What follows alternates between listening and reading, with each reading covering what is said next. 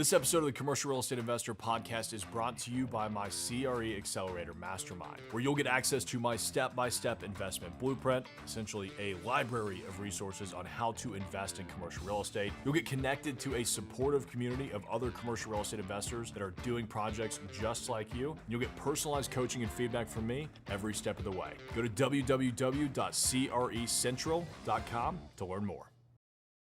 Welcome back to 30 Deals in 30 Days. We are underwriting commercial real estate every single day, 30 days in a row. Today is day 14. We're also doing day 15 later today. So as of Wednesday, November 5th, we will be halfway through the challenge. Hopefully you guys are learning a lot about how to underwrite commercial real estate. Hopefully you've gotten out there and started underwriting your own deals. And if you have anything that you would like for me to look at or to underwrite live, then feel free to submit that in the 30 Deals, 30 Days chat. You can join the challenge by going to crecentral.com/30 deals, 30 days. Today, we're going to dive into one of my past deals. You guys keep asking for this, and I am happy to oblige. So we are going to look at the first deal that I ever actually did. This property was 1100 Old Hickory Boulevard. It was a 5,921 square foot space, and this is the original listing page. Obviously, it got modified a little bit as we were going through and leasing the space up. I might actually, you know what? I'm going to turn off my screen share and see if I can pull up the original lease that I signed with one of the tenants next door. And if I'm able to find it, then I will actually share that with you guys so that we can see it. Looks like I've got the LOI. Yeah, you know what? We can work with the LOI. Let's do that. We're going to share this. So this was the original LOI for one of the spaces. We'll dive into that. I've got the original HUD from when we bought it. We'll dive into that. We'll talk all things about my first commercial deal, which I don't even have original underwriting for. That's how novice I was when I got this done. So look, if I could go and do a deal like this with literally nothing other than texting investors saying, hey, I'm pretty sure that we can get this rent per square foot, you guys can easily go out there and do it. You have far more resources than I had when I first started. So keep that in mind. All right, let's look at this property. It's a little bit further. You know what? Look at my little baby marketing. This is when we first started doing video. Let's watch it.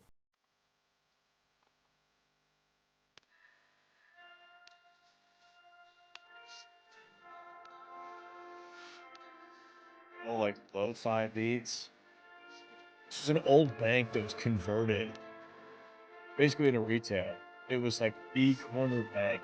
So Old Hickory was a town that was literally a mill town. It was built around a mill. I think it was originally constructed for ammunition manufacturing during World War I. But by the time it was done, the war was over.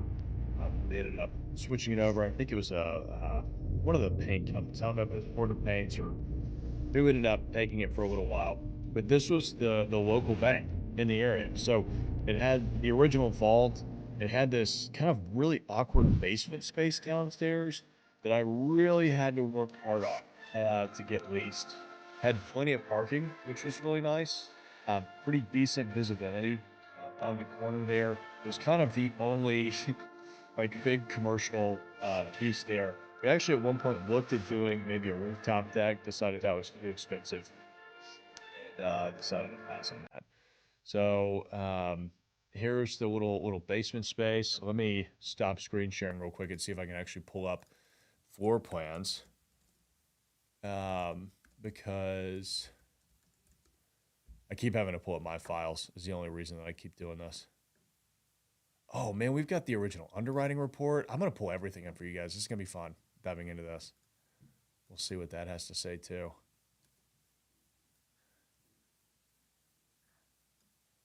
Let's see. I do not have, looks like we don't have any other floor plans, but I do want to pull up this market report. So this market report is what I was basing my entire deal off of because I literally had nothing else. This is just something that I pulled off of Crexy at the time. Not Crexy, CoStar. Look at that. Not even accurate square footage. All right. Proudly prepared by the Cauble Group, of course. Let's see what we had going on here. These reports from CoStar can actually be pretty nice if you don't have if you don't have a lot of resources or if you don't know what's going on in a market.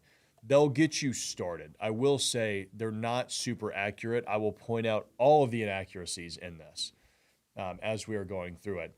But when you're first getting like, I raised capital based off of this. I got $100,000 from two different guys based on this. Now, they also knew my reputation. I'd been working in commercial real estate for a while. I had good rapport with these guys. I don't think that they cared too much about what this looked like. It was more of, hey, we're betting on the horse, and we think that this horse is going to win. Let's see. Vacancy, it was 100% when we bought it. That is true. Peers at 24%. I have a hard time believing that in Nashville in 2019, there was 24% vacancy rates. That's kind of crazy. Property taxes at the time were $1.46 a square foot. That sounds about right. Gross asking rent per square foot was around $17. I don't think. Yeah, I mean, on this property, you can see here, they were trying to rent it for $10.10 a foot. I actually thought that was a little aggressive. I didn't think that there was any way that we were going to be able to get that. So, I mean, if you run the math on $575,000, even if we bought it as is, did nothing to it, 575 times, actually divided by 59.21 gives us $97 a square foot. So pretty decent price. If I wanted to get a 12% cap rate on that, that means I need to get $11.65 a square foot stabilized. So I knew, like, that's a pretty cheap price per square foot, even for this area. They were having a hard time renting it at $10.10 a foot. So I said, okay, well, we're probably going to be closer to like an 8% cap rate on this. Not going to be a crazy home run deal, but like, this is the first deal. Let's just get it leased. So I actually ended up taking this deal to market at $8 a foot triple net, which if you divide that by $97 gives us an 8.25% cap rate. So not aggressive. I mean, I would never do that today, but you got to keep in mind, I wonder if, I doubt this HUD will show our interest rates. I wonder if I can go back and find my original loan terms. Let me see if I can pull that up. Because it had to have been 5.25% is what I'm thinking. I'm looking at my email right now to see.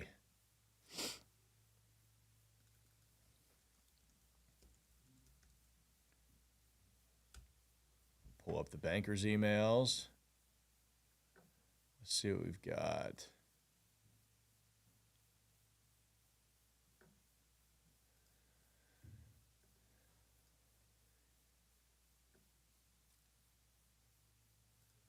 Yeah, probably not. My partner, I had a partner in this one who's a developer that was,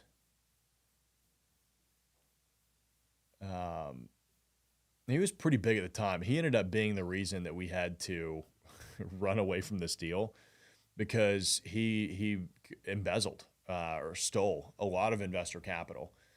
And, you know, it's just kind of crazy to believe looking back on now. But I mean, he walked away. I looked up the story this morning because I knew that we'd be talking about this deal. I looked up the story this morning. He ran off with $10 million of investor capital, and nobody has seen or heard from him since. Kind of crazy to think that that could happen, to be honest with you. I don't understand how that's possible. But it is what it is. All right. I'm seeing some payoffs for the previous owner's notes. Here's a commitment from title insurance. Yeah, sorry guys, I don't have the original note. I know it was around 5.25%. So we'll consider it at around that. Where were we? What was I showing you? All right. So the space was kind of broken up. We had essentially two suites. So you can kind of see, like, this is the basement suite, not super desirable. This was the main suite, very desirable. I didn't really know much about this area. Like I grew up in Nashville, but like the Rayon City, Old Hickory Boulevard, Old Hickory area was kind of far away from really where I grew up. So when I went into the neighborhood and decided to buy this building, I decided to get on Facebook and just ask the neighborhood, what would you guys like to see here? Kind of a risky move. I know. I got a whole bunch of like, hey, it'd be really cool for this to become, laser tag. You're like, oh, that's a terrible idea. Good thing you're not in real estate. But I did get from a couple of people like, hey, it'd be really nice to have a pharmacy. And so I started looking at pharmacies in the area, and I actually realized like there were no pharmacies. Oh, of course, the 3D tour doesn't work anymore. There were no pharmacies there. You can see it kind of relative to Nashville. I mean, it's directly north. Actually, technically, it's over right here. So this isn't right anymore, but it's right there. They changed the address on me to 1100 Donaldson, I think, after we sold it. So this is probably messing that up. That was it. So relatively straightforward deal. All right, let's look at the HUD so you guys can see kind of what we paid. So summary of borrower's transaction. We had $575,000 contract price. Settlement charges were 12 grand. So the gross amount due from us was 587. We had an earnest money deposit of 17,500, which I'm pretty sure my partner put down.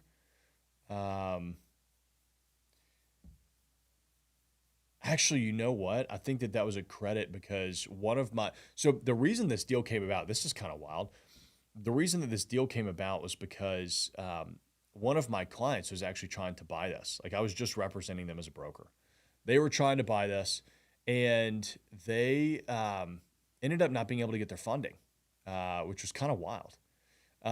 So they wanted to back out of the contract. I was like, no, hold on, let me assign it. So we assigned it to another one of my clients because I mean, hey, look, there's like $18,000 in commissions on the line here.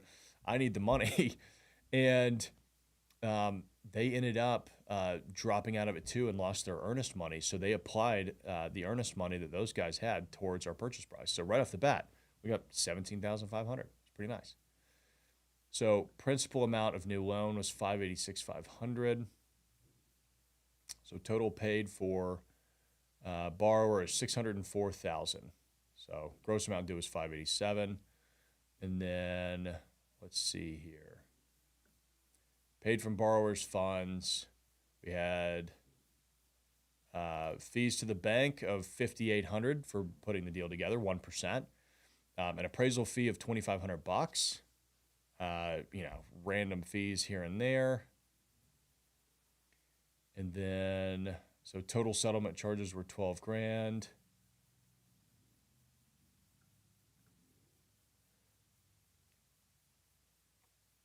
And this is just due to the seller. So I guess this isn't a complete HUD statement because this is, obviously we would have had our loan on here, which it's not showing. But look at that. I got $17,250 to the Cauble Group. That was actually the commission that I used, that I rolled into this deal. That was my equity. I didn't have any money. So that, you know what, now that I'm thinking about it, that 586,000, that was the loan. So the new loan was 586,500. I forgot that what we had done was we actually structured a $120,000 line of credit to be utilized for construction improvements, whatever we needed, and we brought $120,000 in equity. So that's why I was like, that's the total price. But that's why we brought 120 in equity. Really, that put us at about a $460,000 loan, and then we had 120,000 that we could kind of draw down on as needed, which was pretty great. So relatively straightforward there. Let's see, what else do I have for you guys? Okay, so here's the LOI. We closed on this property. It was February of 2019. This statement says January, but it was early February is when we actually ended up closing. And it looks like this went out in August of 2019. So it took me 6 months to go out and find a tenant. Actually, a lot faster than what I had originally anticipated. I told my partners, hey, it's probably going to take us a year or a year and a half before we get anything in here. So let's prepare for that. But when you're the broker, you're the property manager, you're the boots on the ground that's having to work on this. And this was literally, aside from the other actual projects that I was working on, this was the only thing, like on behalf of other clients, this was the only thing I had going on. So I was working on this like every day, trying to find, tenants for it. So that 6 months felt like a long time. So they ended up moving in October 1st, 2019. So let's go ahead and put together the original underwriting as I would have done it if I knew how to underwrite. Keep in mind, I had no idea what the hell I was doing at this time. I mean, seriously, I did not put any underwriting together. I did like literal back of napkin math and said, guys, we're buying it at $97 a foot. This is a steal. We should do it. So we bought it for $575,000. Our original plan was to bring no capitalized rehab. That's why we ended up getting a line of credit, because the previous owner, the seller, had actually already fully renovated the building. Em is saying, good morning from New York. Good morning, Em. Good to see you here. Appreciate you jumping in. Z is saying, hi, Tyler. If I wanted to contact you, where can I contact you? Good morning, by the way. Good morning, Z. Good to hear from you. LinkedIn is always a great place. I've actually gotten a lot better about getting in on my LinkedIn and checking those messages. Or you can DM me on Instagram. Instagram's probably more of a sure bet. But all right, let's see. Closing costs, probably, actually, I mean, I would have underwritten close to 2%. So we're going to underwrite what I would have done before, and then we're going to go back and actually look at the true numbers. I mean, to be honest with you, I probably wouldn't have underwritten any closing costs. So let's maybe just delete that altogether. That's probably more accurate to how I would have done it. I did assume a 20% down payment instead. I think that it ended up being about 21%. But hey, remember, this is 2019. This is when money was falling off of trees and everything was cheap. I'm pretty sure we had a 5.25%, maybe it was a 5.5% interest rate. 20-year amortization. Let's see. I thought we were going to get $8 a foot net. And I thought it was going to take us, 3% annual increases. That's normal. I thought it was going to take us a year to get any tenants. So let's go from 100% and then we'll stabilize at 5. I actually probably would have thought closer to 7. A lot of people will use 5% as the vacancy rate that they like to throw on their markets. I like 7. Don't ask me why. I think just 7's a nice round number. I really do. So that would have brought us, I mean, obviously we're going to pay the Cauble Group 6% leasing commissions. Come on, guys. I got to keep the lights on. Operating expenses probably would have been closer to like 25 cents a foot. I mean, this was, that's not true. Let's call it 50 cents a foot. Because you still have to do accounting. You still have to do, X, Y, and Z. We deleted the formula here. So I may need to go in there and fix that, but let me see if this.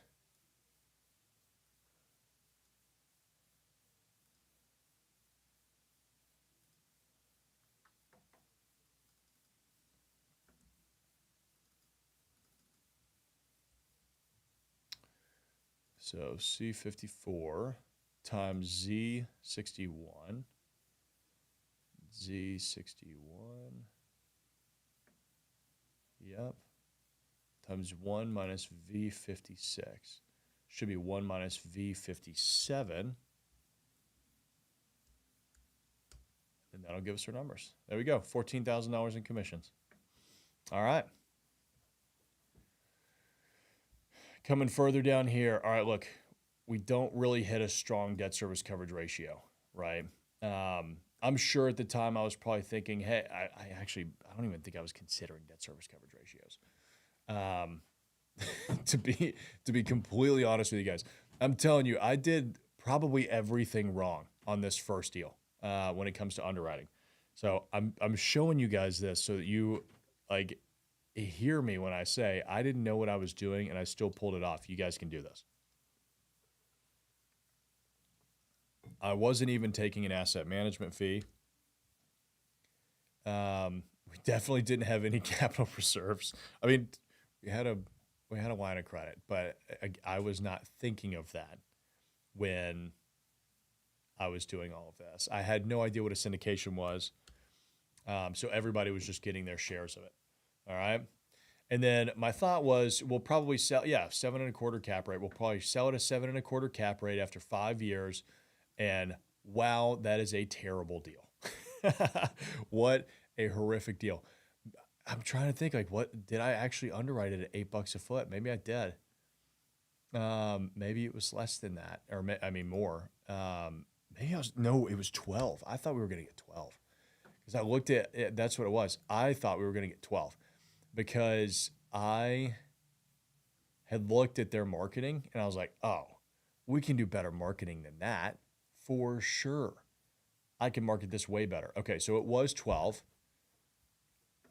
I don't think that I was entirely right, by the way. I was not nearly as good at marketing then as I am now when it comes to these types of listings. Okay, everything else is relatively the same. All right, yeah, that's what I was looking at. I was like, guys, this deal is going to scream. And it would have. I mean, we would have 3x our money over a few years. Keep in mind, like, this is $12 a square foot triple net for retail in Nashville. You know, this is probably 20 minutes outside of downtown Nashville. Pretty good. All right. And that's with 1 full year of vacancy, right? So we were going to have to bring some money to the table. You know, again, this is just how I underwrote it. I'm not saying that this is good or accurate underwriting by any means, because remember, we left a lot of stuff out. All right. Now let's go back through and we'll actually underwrite this as it ended up happening. So purchase price was $575. We ended up pulling down $25,000 from our line of credit because I had an HVAC unit that was inspected. It looked great. And I swear 3 months after we bought it, it just went out. And it was in the basement, and it was one of those giant units. We had to get a crane. It was just a total thing. Was a joke. Okay, so it was $25,000.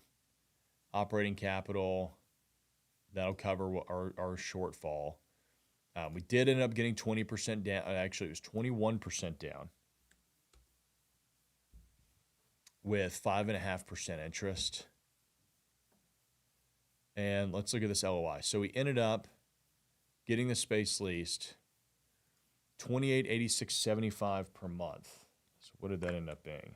$2886.75 times 12 divided by, what is this? 3,921 square feet? 3,849. 38.49. $9 a foot net. Not good. Not good. All right, so first one is $9 a foot net. I don't know if you guys saw this, but we also gave them $20,000 in TI. So that means I've got to draw down another $20,000 on my capitalized rehab. So that's $45,000. Again, still not a bad price, like all in. I was just an idiot and should have leased it for more, but is what it is. All right, first deal. Let's give me some grace. The second space that we still have available on this website, I mean, this website is so old. We did actually end up leasing it for that $1,526 per month. Now that was more of a gross number, $1,526 times 12 divided by 2,072. That gives us $8.83. Okay, so also $9 a foot. But we had expenses on this part. Our expenses, I would have to go back and look. And I'm sure if I dug through my property management records, I could find it. I think that they were around $3 a square foot.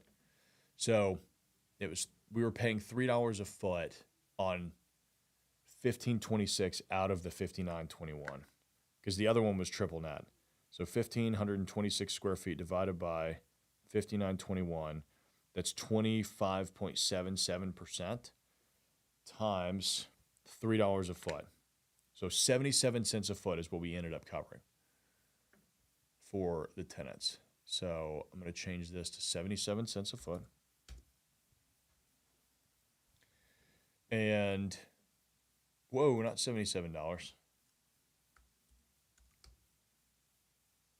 77 cents. All right.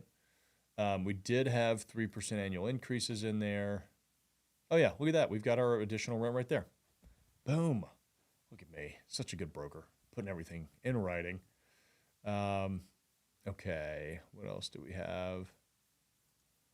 Oh, I went and got a mural from it. It was pretty cool. Like we won this mural contest or something, and got a beautiful mural for the entire town of Old Hickory on this building. It was really, really, really cool. Totally changed the building. Okay, so they took occupancy October 1st, 2019. The other space was leased probably a month or two after that. So let's say we had 6 months of vacancy, then let's just call it 7 months of vacancy. We'll round it out. I mean, we could get into being very granular on all of that, but I don't think that it's necessary. So 7 divided by 12 gives us 58% vacancy for the year. And then we actually went to 0 because it was fully occupied. Now, obviously, this is because we're doing an autopsy on the deal. I would almost always keep that at some sort of level of vacancy. All right. Man, the chat's quiet today. You guys have been asking to dive into one of my deals, and here we are doing a full autopsy. You guys have gone silent on me. Hopefully it's because everybody is so riveted. They're enjoying it so much. All right, so we did pay me 6% commissions on it, which was really nice. That was how I kept the lights on, man. I was getting property management fees and leasing fees, which was great. Okay, so that ended up giving us a debt service coverage ratio of 1.28 once we stabilized in year 2.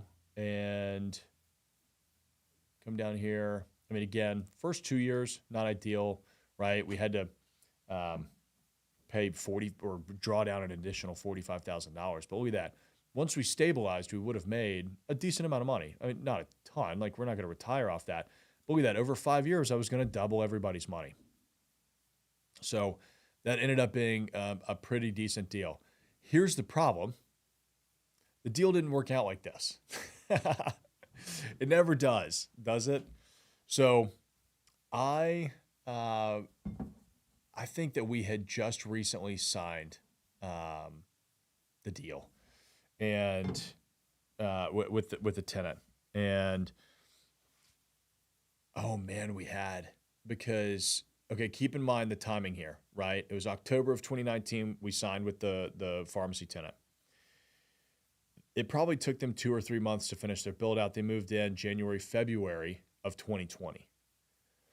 Well, in April of 2020 is when my partner disappeared. He ended up like resurfacing, doing a webinar for all of his investors to tell them where their money was, put everybody on silent, wouldn't let anybody ask any questions. And then after that, I mean, as far as I know, nobody's heard or seen from him since. So I met with a mentor of mine in June, and I told him what was going on. And I was like, look, you know, I think that Chris is about to be federally investigated. What do I need to do? And he said, well, you know, here's what could happen.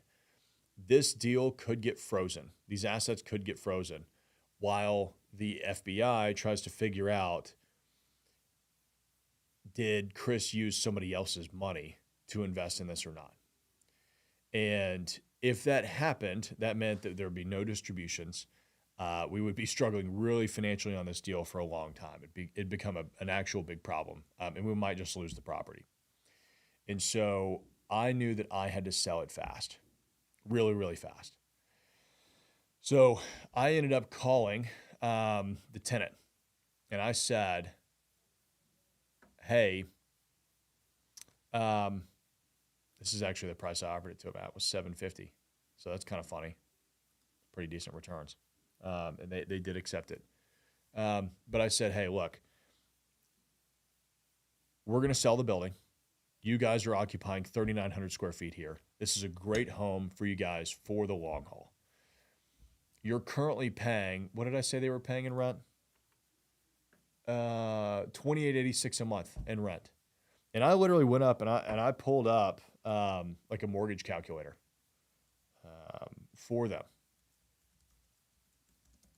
I wonder if we can just pull it up right now. Let's just go look at it. And I literally put this in front of them. I said, look, you're going to, the property's worth $750,000. You're going to have to put down, 10 to 15%.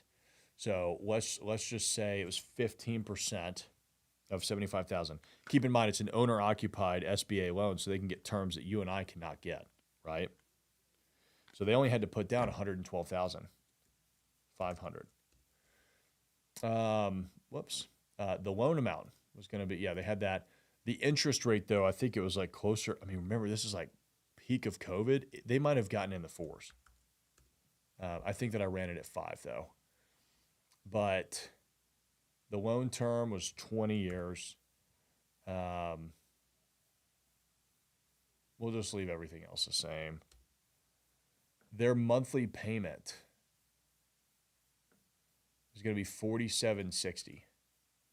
I actually feel like it was less than that. Like when I ran the math on it, I was like, your payment's going to be, oh, you know what? It was $28.86 base plus $3 a foot in tenant improvements. Or I'm sorry, in triple net expenses. So $3 a foot, 3 times 39.21 or whatever it was. Was it 39.21? 38.49. Jeez. 38.49 times $3 a foot divided by 12 plus 28.86.75. 38.49 a month. So I basically was like, look, for $600 more a month or whatever it was, because I think this is higher than what it ended up actually being. Oh, probably because they've got PMI and stuff like that in here, which they wouldn't have had. But for $500 more a month, you can own this building. You're not paying me rent. You guys control your destiny, and it's a hell of a deal for you guys. What do you need from me to make it happen? And, we ended up pulling that deal together and getting it sold. So I ended up selling it for this $750,000, which is what we were expecting to get in 5 years, in about year 2. So it ended up being a pretty decent return. I mean, if I just say like, hey, we sold it for $750, I'm just going to hard code this. I'm going to undo it, so I'm not even going to do it red. We sold it for $750. I mean, we ended up getting a 48% return on our money. Now, the partner that was committing all the crime, his money had to be escrowed. It had to go through litigation and all that kind of stuff, but fortunately it didn't wrap up the entire property. So my other partner and I got pretty decent returns on this deal, and were able to walk away without getting it wrapped up into the investigation. So there you go, guys. There's an autopsy of an actual deal that I did. I hope that helped provide a little bit of clarity. I know some of y'all have been saying, well, Tyler, you've been doing this for too long. It's easy for you to estimate the expenses. Well, I hope that you saw in that I had no idea what the hell I was doing. And I was just good at finding good deals. I got really lucky on that, right? There's so many things that could have gone wrong. I didn't underwrite half of what I probably should have. So don't put too much pressure on yourselves to be perfect whenever you're underwriting. I mean, yes, you want to be as accurate as possible because you want to make the best decision possible. That's what it's all about. But if I could, mess pretty much everything up in this deal and still get, pretty decent returns for my investor and myself, I think you guys will do just fine. So there you have it for day 14. Join me later today, 12 p.m. Central Standard Time. 3.5 hours. We're going live again and underwriting some more deals. So somebody drop something for me in the 30 deals, 30 days chat. That way we have something to dig into. Okay, real quick, we got a couple of questions. New Online is saying, loving this, quiet but learning so much from you. Hey, I appreciate that. I'm glad to hear it. Z is saying, giving us gold information. We need everything. Need to write everything down. Yeah, good. Appreciate that. Z, how do you deal with this kind of stuff and try to not get into the situation? It's tough. I mean, it's next to impossible. You have no clue. This guy was like, rock star in the community. Everybody wanted to do deals with him. Really, seemingly on the outside, really good dude. It's just something that make sure that you paper everything up. You've got good operating agreements in place. You've got good attorneys. That's the best way to do it. That's really all it takes, is to just make sure that you're going into it with legal protection. Because at the end of the day, you can't 100% control what somebody else is going to do. You just can't. But I will say, out of all of the deals that I've done, out of all the partners that I've had, that's the only time that that's ever happened. and hopefully it never happens again. All right, guys. Appreciate y'all. Thanks for joining me for day 14. I will see you in a few hours for day 15.